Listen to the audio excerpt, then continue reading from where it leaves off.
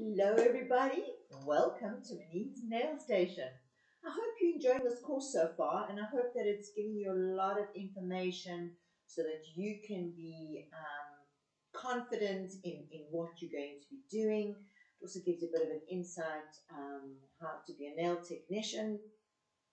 So I hope that you're enjoying this. The first course where I did the gel, please go and check those as well, because in the gel we covered nail diseases and disorders, we covered nail shaping, and I'm not going to be repeating those again. However, we are going to be now starting our acrylic session. So everyone needs to know how to do acrylics. Acrylics were the first nail system that came out, and it derived from dentures, from the dentist industry, how they make crowns and things. And in those days, the acrylic had MMA in it, which was a very hard product to file. I remember when we started out, we had no educators. We literally had to teach ourselves. And we used to build these mountains of nails that we used to file for hours. And it was such a hard, porous product. The downside in those days was when it first came out, we all wanted these really long nails. I don't know if you remember Dolly Parton and the Idols all used to wear these very, very long nails. So as nail techs, we had to have those very long nails. And with having the MMA and the strong acrylic that it was, with a very long nail, if you did hit it, it would break literally through your natural nail, which was very, very painful. And thank goodness technology has evolved and we now have EMA. So today, I thought I'd go into I know it's a boring topic, the acrylic chemistry. However, it is important to know the science behind the product that you're using. I think once you understand the science about the products, that you will understand not to mix products. Chemicals have different reactions with different chemicals. Always play it safe, especially when you're dealing with clients. You don't want to have problems down the line. So there's no sort of quick rule. Everyone's trying to find a quick way of doing things. There's no quick in solution at the end of the day, but knowledge is key. So I prepared a PowerPoint presentation for you guys, and I just hope that this is going to be a lot of information for you. All right, so this is going to be module 1, and then next week we will be doing module 2, which will be the workstation, everything you're going to need in order to do acrylic and gel nails. This being the acrylic course. Incidentally, gel nails derived from the motor car industry, the painting industry of cars, where they bake the color onto the car. So that's where that derived from. So very interesting, the history of nails. All right, so without further ado, so nail enhancements have been in use since the mid to late 1950s, when they were very first experimented using dental products to form an artificial nail. The products at the time were crude and inconsistent, as science and technology were not really as advanced as they are today. Exactly what I said just now. Let's just go into hold on one second. I don't know why this is suddenly gone bigger. All right, let's just see here. So acrylic chemistry. All enhancement products are based from the same chemical factory, the acrylic. So your gel has acrylic in. Most of your products have acrylic in. There are 3 types of acrylates, or major categories found in most enhancement products. All right. You have wraps, which is a acrylate. You've got microacrylates, and you've got urethane acrylates. I don't know if I'm pronouncing that right. Urethane acrylates. So here you can see the wraps. the microacrylate of the monomer and the polymer. So once the two come together, they create these chains and these links that build the nail. And then you've got urethane acrylates, which is the UV LED gels. All right, and the wraps are no like gels. They use a tip adhesive glue, and sometimes you would have a resin and an activator that would then activate the product, creating the chain reaction. All right. Let me just see if we've got this right. I just want to see if I haven't missed anything. Okay, good. Okay, liquid and powder. So now we're looking at the old-fashioned acrylic liquid and powder. Liquid being the monomer, the powder being the monomer, and mixed together in the right ratio creates your cross linkers, which stabilize and the catalyst and other additives stabilize everything and comes together and creates a harder product. Powders include polymer, copolymers, tripolymers, which contain the initiator, colorants, and other additives. So a lot of the chemicals they would add in UV so that the product doesn't go yellow. There's a lot of different sort of chemicals that are added into a product to make it better. And now we are on to HEMA-free products. So it's evolving all the time. The nail industry is evolving unbelievably. So we have, so the product is then compounded, which creates a chemical reaction, and this happens quite quickly. Some of these components are known by different names. The promoter is also known as the activator, accelerator, or starter. The initiator can be known as the catalyst. All right, let's see. Polymers, powders. So the powder acts as a carrier for other ingredients. So the other ingredients would be outside coating. Part of the coating is a heat-sensitive initiator. When the liquid and the powder combine, the promoter react with the initiator, starting a chemical reaction. This chemical reaction releases heat, which is the energy needed to continue the chemical chain. So the initiator is called benzoyl peroxide, BPO. The specific monomer in the monomer beads the BPO molecule in half. When the initiator breaks in half, it gives birth to two free radicals. Free radicals start a chemical reaction. Once it passes a jolt of energy to the monomer, the free radical dies and is eliminated.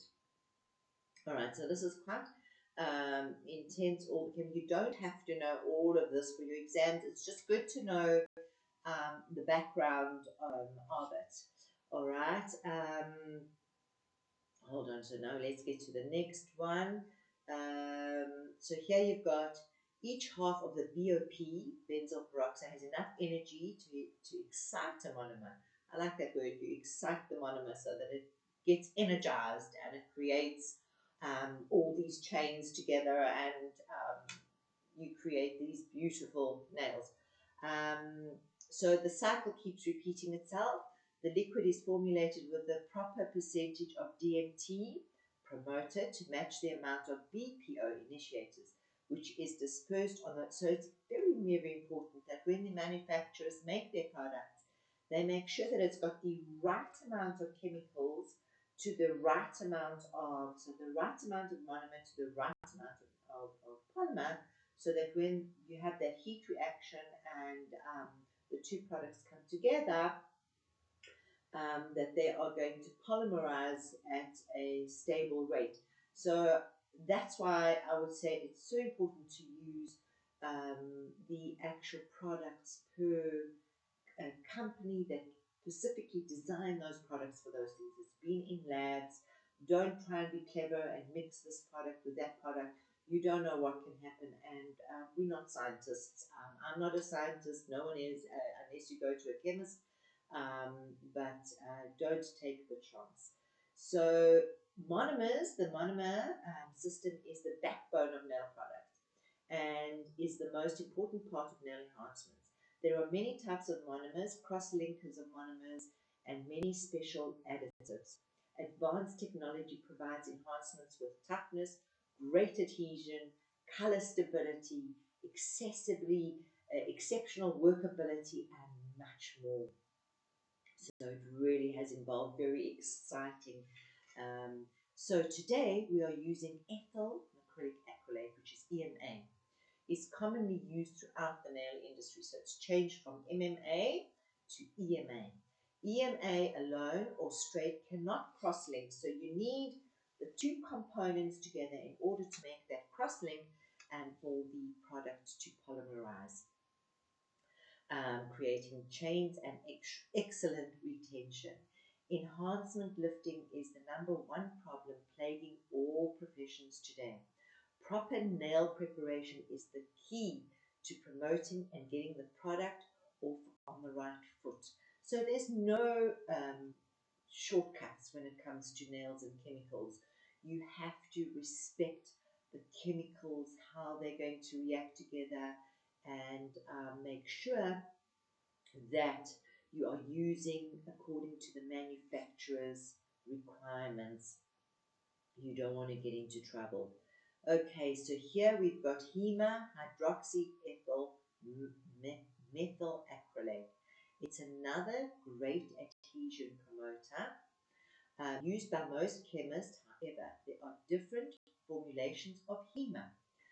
That one must be aware of. Okay, so the big thing now is about HEMA products, because they say HEMA is the biggest contributor to allergies. So you better try Celine Glyco. I can't pronounce. I apologize with not pronouncing these names right. Dimethacrylate, so which is DGMA monomer for enforced cross-linking and makes the enhancement resistant to solvents. A popular myth is that all products are alike. Some manufacturers of less expensive items promote their products as the same as the more expensive brand. Nothing could be further from the truth. Okay, so all products are not the same. All right. Don't think that they all have the same ingredients, because they don't. Rule #1, you get what you pay for. Inexpensive products use basic formulas with a minimal amount of specialized ingredients, specialized additives such as flow modifiers, catalysts, and wetting agents, increased performance and workability. They also can increase cost drastically. So yes, cheap nails aren't always good nails. Just remember that. Flow modifiers are ingredients that reduce brush strokes on the surface, causing them to self-level. So a lot of products make it easier for you as a nail tech to apply them. A lot of products are much more difficult. Wetting agents improve the adhesion on the natural nail and are designed to make liquids more compatible to a solid surface. They also improve bead pickups and workability.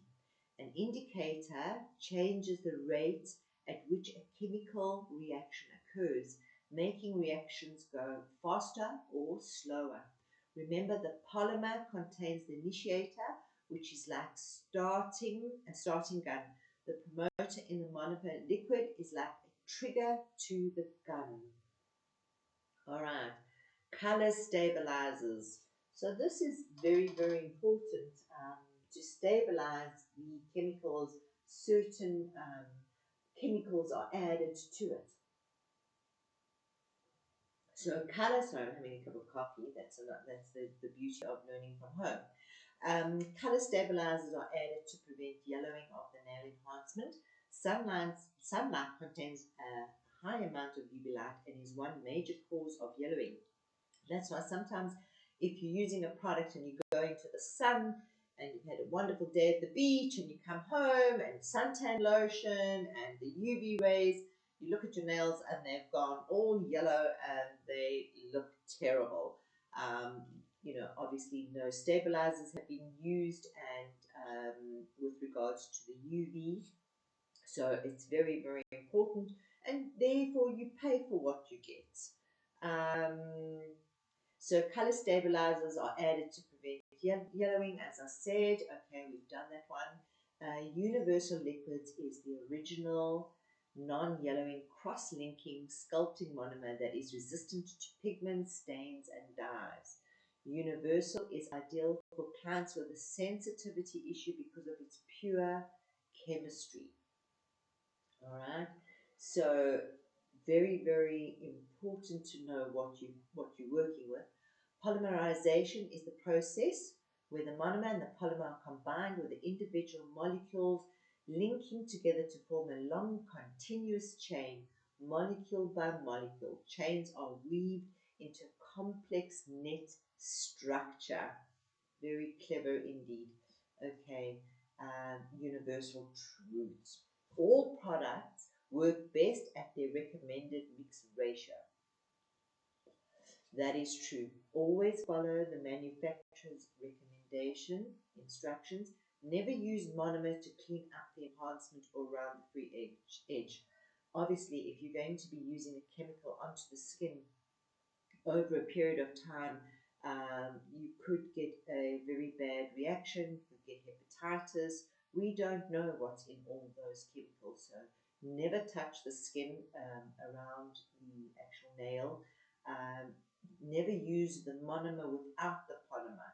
So you can get overexposure of the product, and using too much of a wet ratio or swabbing the nail plate with a wet brush can lead to increased chances of allergic reactions. All right, the universal truth continues. The average set time of all acrylics is 3 to 5 minutes. All right, so that's why sometimes in the advanced training, you cannot pinch an acrylic nail straight away. You have to let it set a bit. You can't let it set completely because then you're not going to get the right C curve. So you have to wait at least 3 minutes before you can pinch it. The wetter the mix, the longer the cure time. So if you like to work very wet, know that it's going to take longer to cure. Also, the weather affects it. If you're working in winter or in summer, that also affects the chemicals. Using an oil on freshly applied product will hasten the cure time. So sometimes if you are working in a salon and you don't, you're working fast and you want your product to cure quicker, you would then hasten the time by applying oil onto the nail. Proper natural nail preparation will ensure better adhesion with all enhanced surfaces. So why preparation is so important? Because when you're applying a foreign body onto a nail or a product, it's like having your hair done and having a perm. You've got to look after it, and there is going to be a certain amount of damage. And what happens is if your product does lift, you've got to buff that away, and you want to try and eliminate the amount of buffing that you are putting onto the natural nail. So you don't want to have that lifting because you have to buff all that lifting away, and that is going to thin out the natural nail. So prep is key, all right? So you cannot get good nail adhesion if you don't prep properly. Yellowing can occur with any enhancement system that can be minimized in several ways. Okay, so a lot of yellowing can also happen when using your acrylic brush and you haven't cleaned the brush properly, and the old monomer goes down the barrel of the brush, and when you turn the brush upside down to apply onto the natural nail, that contaminated product then contaminates your entire work, and that can become yellow, and you can't understand why your product has suddenly become yellow and you're using a great product. It's because you haven't looked after your brush properly, and the old monomer has gone into the barrel, the ferrule of the brush, and when you start working on it, it comes out into your work. So always important to know how to clean your brush. We will look at cleaning the brush shortly. Okay, so service breakdown, this is important, can occur from the incorrect mix ratio. So excessive filing. So if you've gone and built a mountain on a nail, and now you've got to sculpt with your file and file down, you are breaking the chains. The chains aren't going to be as strong. So excessive filing is going to create damage, and also to the natural nail. Heavy abrasives, so your files like 100 or an 80 grit are very, very heavy. Improper nail prep. Mold is not a pathogen that is found on the nail plates. All right. So mold gets in underneath. Our hands are used as one of the most dirty items. We use it for everything. Bacterial gets in. So if you've got any lifting, those little corpus love living under any sort of warm, dark areas, because that's where mold grows, as you would have learnt in my other course. Remember, consistency is determined by the amount of polymer, powder, blended, and the monomer liquid. It's not possible to create monomer liquid that can be used with any mix ratio. So let's say that again. It is not possible to create a monomer liquid that can be used with any mix ratio. So therefore, don't mix your products, okay? Let's look at the mix ratio. So mix ratio. When the bead is correct, the following will occur. So you'll have excellent retention, strength and toughness, clarity of the product, prevention of overexposure, and proper set of cure times. So mix ratio is very, very important. When the bead is too wet, the results are potential lifting and weakness, bubbles, excessive shrinkage, overexposure, and lengthened set and cure time. Lengthened set and cure time. When the bead is too dry, the results are lifting, weak lack of cohesion, and bubbles. So when it's too dry, it can't adhere properly. When it's too wet, you're going to get shrinkage. So it's important to have the correct mix ratio, which we will go through in this course. All liquids and powder systems have recommended mix ratio for stability. Sorry, that just disappeared. For stability and workability. Achieving the proper mix ratio takes practice and a keen eye. It is best to always look at the bead prior to placing on the tip form or natural nail. Very important, and we will go through that in our application. All right, creating a bead using an acrylic brush of your choice. I will go through the acrylic brushes with you. Sable Antelope being the best. A good investment for a nail technician is to have a good brush. Your tools are the most important thing. You can't, if you've got bad tools, you can't do a good job. Make sure it's a new brush. When you have a new brush and you buy it, there's always a bit of wax in the bristles. Make sure to remove that and condition your brush before starting. Make sure you remove all the bubbles by spreading your bristles, and I will show you that in a demonstration. Always use the tip of the brush. Don't drag and press into the powder on the brush. I will show you the correct way of doing that. Okay, you know the bead is right. You will see the look, the feel, and the color. The consistency of the color will show you straight away. Remember to use your own good judgment and an artistic eye. Remember, we are all artists before placing that bead down. All right, the look. When the bead is formed and pulled from the powder, it must, and you know what, maybe I need to show you this. Let's have a look here. Yeah, so let me see here. So we've got me here.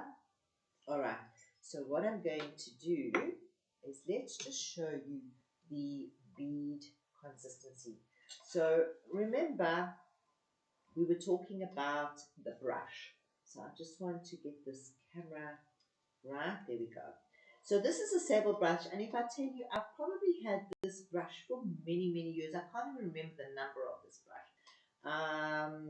It's quite a big brush. I liked a big brush, but you can see that. So this is what I was talking about, the ferrule, where the liquid can go in here. So when you are storing your brush, if you store it straight up, the liquid is going to go down into the ferrule, into the funnel here, and it's going to contaminate your brush, and that will then become yellow with everything in there. And when you turn the brush upside down and use it, that's going to come down and it's going to make your enhancement yellow. You don't want that. All right, so what I'm going to do is I'm going to just take a little dappen dish, and we are going to put a little bit of monomer into the dappen dish. Also, very, very important, when you've used your monomer, do not go and place this back into your bottle to save product, because that monomer is now contaminated and you're not going to get good adhesion by doing so. So please, guys, don't do that. Rather use little amounts and take it from there. All right, so to condition your brush, you're going to put your brush into the monomer, and I fan it out here. I don't know if you can see all the little bubbles that come out. All right, you're going to fan it out so that you are cleaning your brush of anything in there, any bubbles. I'm wiping the brush on both sides, and I'm just going to give it a wipe on. You always need a Carlton roll or a piece of lint-free tissue to apply that. Now, I think what I'm going to do, these are also wonderful. I'll show you now. So I'm going to take one of these little fingers so I can show you. So let's have a look. Can you see? Let me move the camera a little bit above. Let's see. Let me see. Wait, no. Hold on, guys. I haven't got a cameraman. I'm doing it on my own. Okay. So here, I've taken my powder, my monomer. Don't know what's happened there. I've taken my monomer, and I'm using the lid, and I'm placing the powder at an angle like that onto the side dish. All right. So obviously you would be prepping the nail, and I'm just going to make it slightly rougher so that the monomer and the polymer can stick to this nail, because this is plastic, and it won't stick to the product, so to the plastic nail. Okay, so I've kind of roughened that up a little bit. So in order to get the right bead, okay, so I put, let's show you the wrongs and the do's, the rights and the wrongs. All right, so now I put my brush into the monomer, so that is a lot of liquid that's being held into those fibers. So that would pick up a really big bead, and look there, it's much too much liquid. When there's too much liquid, you can lose it in the powder itself. So now you can see I'm kind of holding it there. That whole bead has absorbed the liquid, and you can see we can now place that down onto the nail. This is a very, very wet application. All right, you can let the acrylic do its work for you. Okay, so play around with this. This is very, very important to play around with your product so that you learn. Practice is key. You've got to practice, practice, practice. All right, so that is a very, very big bead, a one bead application. If you look at it from the side, obviously you'd still need to add in your apex. Now look how long it takes for this to dry, because it's a very wet application. And remember, we're now in winter in South Africa, so it's cold as well. And look at that, it's taking a very long time to actually dry. Okay, so that's a very wet bead. Now let's look at another one, and always remember, clean your brush in between all the applications. The other thing you must remember is that when you wipe your brush, your monomer with this the polymer and the monomer on your towel, don't go wiping it in the same area, because now you're picking up all the product that hasn't polymerized together. You're picking that up and again contaminating your work. So always use a clean tissue. Try use a couple of tissues and sort of take it away, put a new one, and so on. All right, so those are just a couple of tips. Now I'm going to take another nail, and I'm going to blend, just taking the plastic away, guys, just so that it will adhere. So now, oh, this keeps going off. So now I'm going to pick up a bead. I wipe the one side of my brush, okay? I'm going to dab, dab, dab. Have a look at that bead, all right? It's saturated. If you feel that it's too wet, and you can drop it and rather pick up a new bead. That was a little bit too wet. So I'm going to drop the brush into the monomer, wipe it down the one side, okay? The wetter the brush, the bigger the bead. I'm going to bounce, bounce, bounce. Have a look at that, all right? And I'm going to drop the bead onto the nail. And can you see how it's staying and it's sort of doing its own little thing? We're going to wipe the brush, all right? And now you can start working it, all right? Let the bead do its thing for you, okay? Wipe it down. All right. When we apply acrylics, I'm going to teach you the old-fashioned method, which is 3 zones. The free edge is zone 1, the middle is zone 2, and the back is zone 3, which we will do in another video. So now can you see I'm wiping the amount of liquid that I've got on there. We're going to bounce, bounce, bounce. Okay, look at that. If you feel you've got too much monomer, you can just dab it onto your cloth. Now you can see how it is with your cotton roll, and it's much easier to be. It's more pliable. Unfortunately, you can't see the color so well in this camera, but you will be able to tell with the acrylic the consistency of the color, whether you are, whether you've got the right ratio. As an artist, you will know. All right. Now, let me show you if I do a bead too dry, what happens. So now, let's see, I'm wiping my brush. Okay, I'm going to go bounce, bounce, bounce, bounce, and I'm bouncing too many times so that it becomes very, very dry.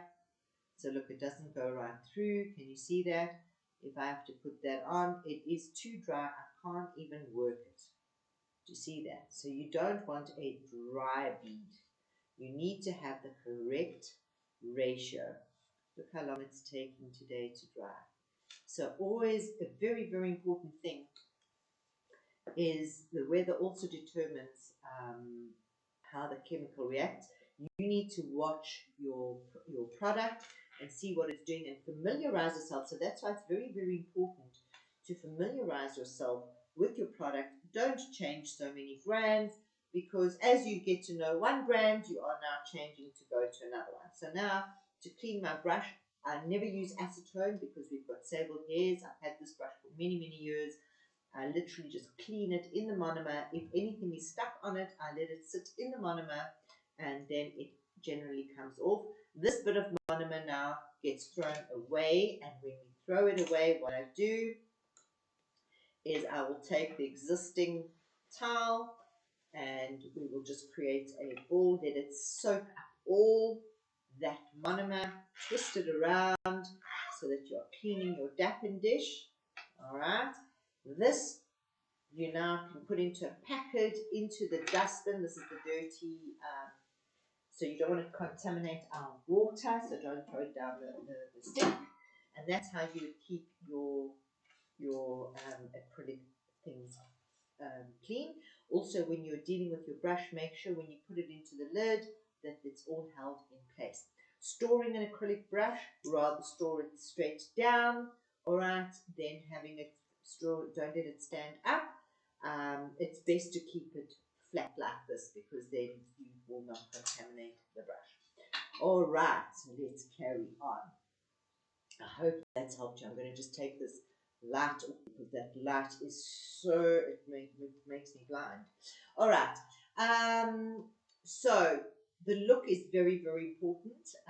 How the bead size. So obviously you're going to choose a bead size that you're going to look at the area. If it's a big area, you're going to use a big bead. Obviously, if it's a small area, you're going to use a small bead. Going towards the cuticle area, you don't want to flood the cuticle area, so you're going to use a smaller bead. So that's where all the practice comes in.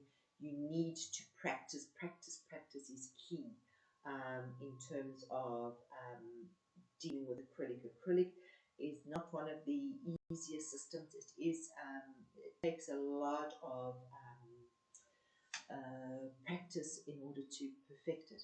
In this training course, our next module, we will be looking at how to set your station up for acrylic nails, and we'll just take it as it comes. I might just start with a tip application. So we'll do prep, we're going to do tip application, we're going to do sculpting with acrylic. Let me know if any of you want anything else. I will do the reversed French look, I think, and the normal French look. Remember, I'm old school, so I'm going to be teaching you the old-fashioned way. And it's always good to know, because I think in the colleges today you have to know the old-fashioned way. Obviously, you're going to evolve as an artist and do what's right for you, and I hope that you take my advice by not mixing products, and to be the very best that you can, and then to enjoy your craft. It's one of the greatest pleasures to be able to make other people happy and to do something beautiful for them. So I hope to see you in the next one. Hit that subscription button so that you get our next module, and I look forward to seeing you all in the next one. And have a great day. Bye for now.